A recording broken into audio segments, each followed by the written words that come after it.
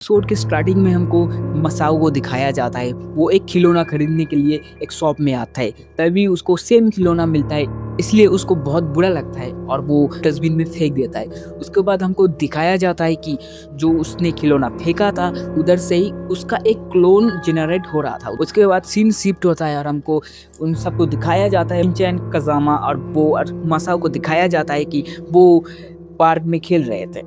उसके बाद क्या होता है कि मसाओ को बहुत ज़ोर से टॉयलेट लगता है, इसलिए वो दौड़-दौड़ के टॉयलेट जाता है, ठीक है ना? उसके बाद वो टॉयलेट करने लगता है और वो देखता है कि पीछे से उसको कोई बुला रहा है और वो देख लेता है कि वो तो उसका क्लोन है। उसके बाद वो डर जाता है और वापस भाग के पार्क में आ जाता है। उसके बाद वो उसके सब दोस्तों को बताता है कि मैंने ये सब देखा है।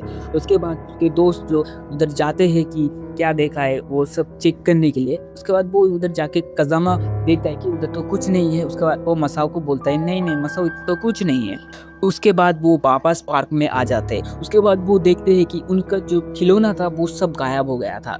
उसके बाद वो सब उनके खिलौना को ढूंढने के लिए जंगल में जाते हैं, पर उनको खिलौना नहीं मिलता। उसके बाद वो देखते हैं कि बहुत सारे मसाओ के क्लोन उनके सामने आ रहे थे। उसके बाद होता है कि एक क्लोन अपने जो बॉल जैसे बॉक्स में भर देते हैं। उसके बाद क्या होता है कि शिनचैन एक्सीडेंटली एक मसाओ को देख लेता है और मसाओ को बचा लेता है। उसके बाद होता है कि वो भागने लगते हैं और पार्क में चले जाते हैं। तभी वो देखते हैं कि बहुत सारे मसाओ के क्लोन उन उनको पकड़ने के लिए आ रहे थे। तब देखते हैं कि वो एक मशीन से बाहर निकल रहे हैं।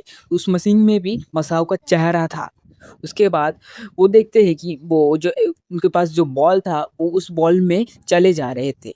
उसके बाद होता है कि वो सब दोस्त मिलके बॉल से उन क्लोन को एकदम अंदर ले रहे थे। तभी ये होता है कि सब भी फँस जाते हैं। उसके अभी सीन शिफ्ट होता है और हमको दिखाया जाता है कि वो सब एकदम नॉर्मल है और उनके पास कोई नहीं है। उसके बाद वो सब बच जाते हैं और लास्ट सीन में हमको दिखाया जाता है कि नैनी भी उस शॉप में जाके सेमी खिलौना नैनी को मिलता है, ठीक है ना? उसके बाद नैनी भी उसको डस्टबिन में फेंक कर चली जाती है।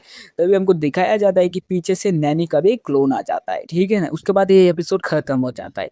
अगर आपको वीडियो अच्छा लगे तो लाइक एंड सब्सक्राइब ज़रूर से करना और इसका एक पार्ट 2 भी है, ठीक है ना? अगर आपको चाहिए तो कमेंट ज़रूर से कर देना, मैं उसको भी अपलोड कर दूँगा।